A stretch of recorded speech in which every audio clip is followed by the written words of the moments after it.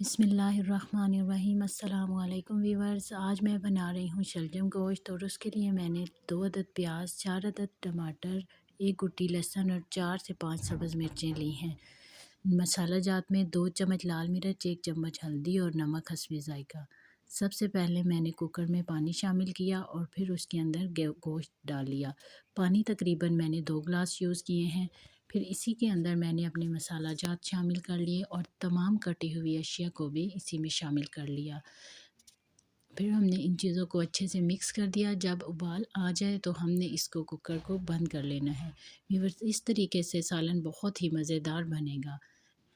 Cooker को हमने 25 से 30 मिनट चलाना है ताकि हमारा गोश्त अच्छे से गल जाए। कुकर खुलने पे हम चेक कर लेंगे कि हमारा गोश्त गल चुका है या नहीं।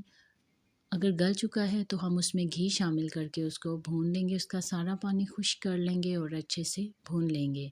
फिर मैंने इसमें शलजम शामिल करने के लिए 1 किलो शलजम इस्तेमाल किए हैं। उनको मैंने छील के कटिंग करके अच्छे से धो लिया है। हमारा गोश्त जब अच्छे से भुन जाए तो उसके अंदर हमने शलजम शामिल कर लेने हैं और उनको थोड़ी देर पका के उसमें गरम मसाला शामिल कर लेना है। और शलजम पकाने के लिए हमने जितनी मिक़दार में शोरबा करना है अपनी मर्ज़ी से कर सकते हैं।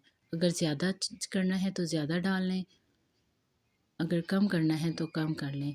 व्यूअर्स, मैंने शलजम के लिए भी कुकर का यूज़ किया है, आप वैसे भी पका सकते हैं। फिर हमने धनिया ऐड कर लिया है और हमारा सालन रेडी हो गया है। अगर आपको मेरी ये रेसिपी पसंद आए तो प्लीज़ मेरे चैनल को सब्सक्राइब कीजिए।